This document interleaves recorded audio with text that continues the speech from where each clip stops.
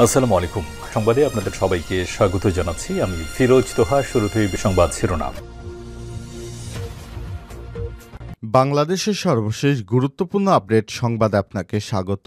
শুরুতেই সংবাদ শিরোনাম, পরে বিস্তারিত।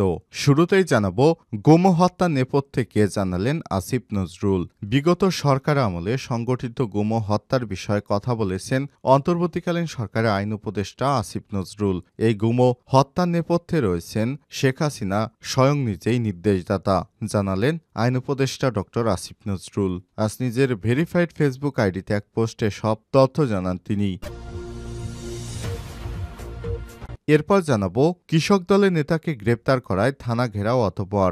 রাজশাহী মহানগর কৃষক দলের সদস্য সচিব আশরাফকে গ্রেপ্তার করায় পুলিশকে লাঞ্ছিত করেছে বিএনপির নেতাকর্মীরা। তারা থানায় গিয়ে ওসিকে গালাগাল করে এবং হুমকি ধামকি দেয়। শেষ পর্যন্ত পুলিশ সেই নেতাকে ছাড়েনি। উল্লেখিত বিএনপি নেতা হত্যা মামলার আসামি বলে জানা গেছে। এদিকে মুক্তিযুদ্ধে এক দল করেছে আমোদ প্রমোদ ও আরেক দল করেছে বিরোধিতা, বললেন তারেক রহমান। ১৯৭১ সালে যুদ্ধের সময় একদল বর্ডার টপকে ভারতে আমোদ প্রমোদ করেছে, আরেক দল বাংলাদেশে স্বাধীনতা যুদ্ধের বিরোধিতা করেছে।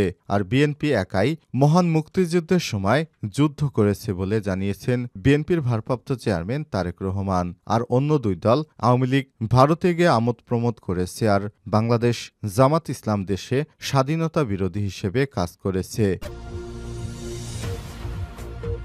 এবারে জানাবো, আগামী নির্বাচন হবে চ্যালেঞ্জিং, বললেন যুবদলের সভাপতি মুন্না। বাংলাদেশ জাতীয়তাবাদী যুবদলের কেন্দ্রীয় নির্বাহী কমিটির সভাপতি আব্দুল মোনায়েম মুন্না বলেছেন, আমাদের নেতা বিএনপির ভারপ্রাপ্ত চেয়ারম্যান তারেক রহমান বলেছেন, আগামী নির্বাচন অত্যন্ত কঠিন হবে। নেতাকর্মীদের মানুষের আস্থা অর্জন করতে হবে।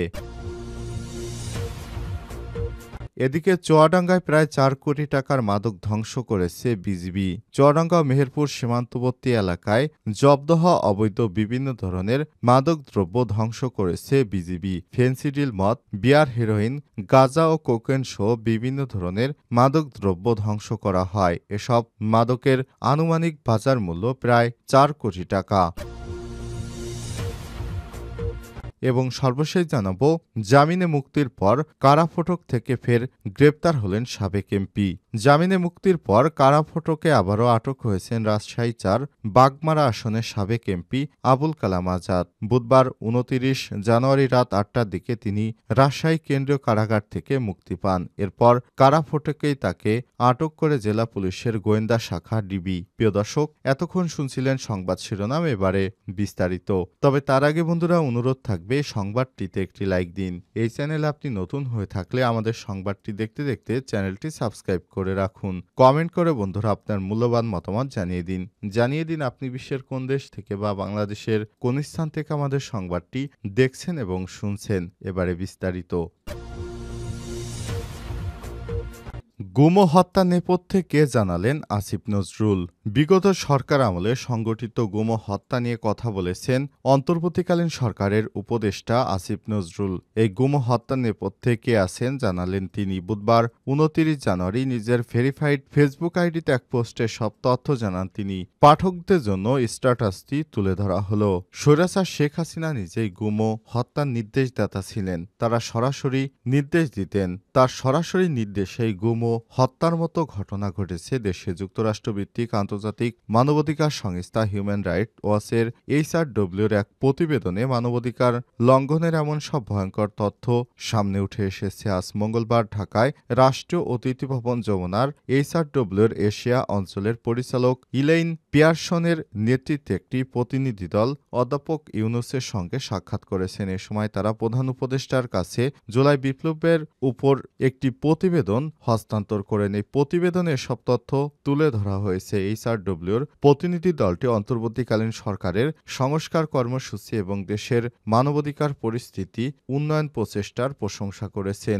HRW-র এশিয়া প্রধান বলেছেন, আপনারা এখন পর্যন্ত যে অগ্রগতি করেছেন তাকে আমরা সাধুবাদ জানাই। জুলাই আগস্টে গণ অভ্যুত্থানে সময়ের মানবাধিকার পরিস্থিতি তুলে ধরে তিনি বলেছেন, আমাদের সাধারণ মানুষ এখন জীবনের প্রতিটি ক্ষেত্রে মানবাধিকারের গুরুত্ব গুরুত্ব উপলব্ধি করছে। এইচআরডব্লিউর র্যাপিড অ্যাকশন ব্যাটালিয়ন র্যাব বিলুপ্তির সুপারিশ তুলে ধরে বলা হয়েছে, গুম হত্যার জন্য দায়ী কর্মকর্তাদের অপরাধের জন্য জবাবদিহিতার আওতায় আনা উচিত। তিনি বলেন, এখানে জবাবদিহিতা থাকা অত্যন্ত জরুরি। স্বৈরাচার শেখ হাসিনা শাসন আমলে কঠিন পরিস্থিতির মধ্যে মানবাধিকার সংস্থা হিউম্যান রাইট ওয়াচের যে প্রচেষ্টা ছিল তার প্রশংসা করেন প্রধান উপদেষ্টা অধ্যাপক ডক্টর মোহাম্মদ ইউনূস। বলেছেন, গত ১৬ বছরে আপনাদের প্রতিবেদনগুলোতে ১৬ বছরের একনায়ক শাসনামলের ব্যাপক অপরাধ উন্মোচনের সহায়ক হয়েছে।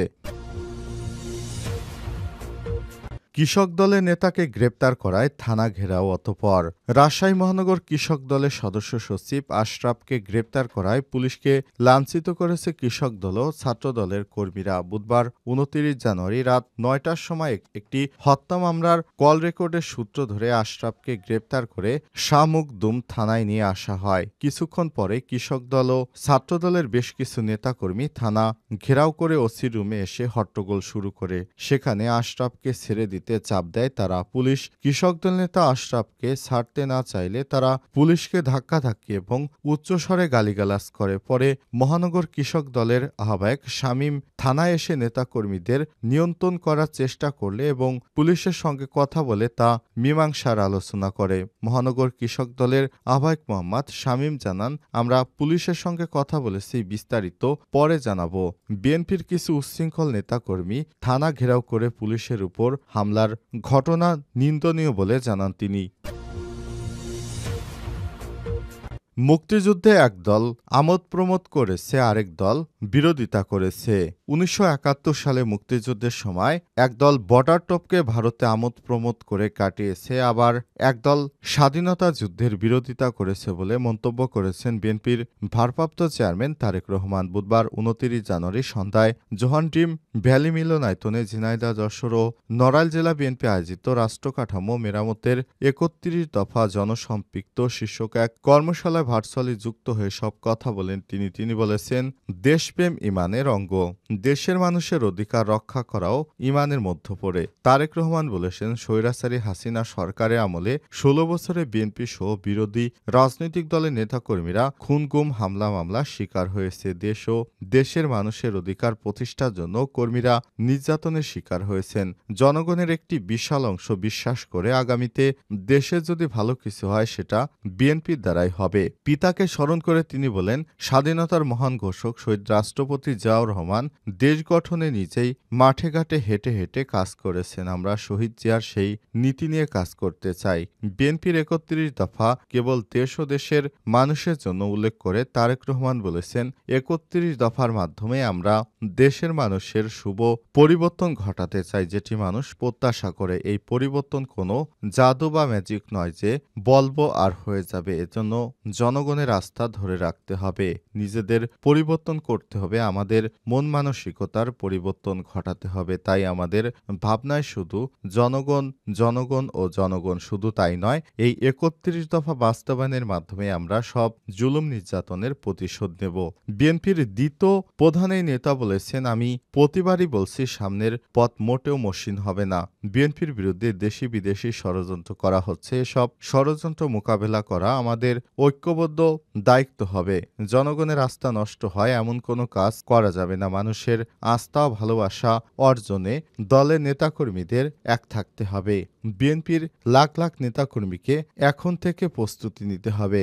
৭১ সালে একটা দল মুক্তিযুদ্ধে অংশ না নিয়ে দেশ ছেড়ে নিরাপদ স্থানে পালিয়ে গিয়েছিল উল্লেখ করে বিএনপির ভারপ্রাপ্ত চেয়ারম্যান বলেন, আরেকটি দল মহান মুক্তিযুদ্ধে সরাসরি বিরোধিতা করেছে। কিন্তু বিএনপি এমন একটি দল যারা মুক্তিযুদ্ধ পরবর্তী দেশ গঠনে নিরলসভাবে কাজ করে যাচ্ছে।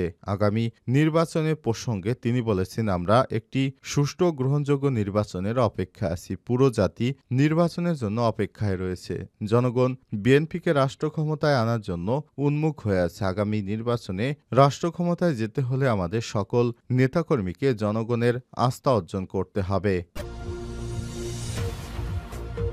আগামী নির্বাচন হবে চ্যালেঞ্জিং, বললেন যুবদল সভাপতি মুন্না।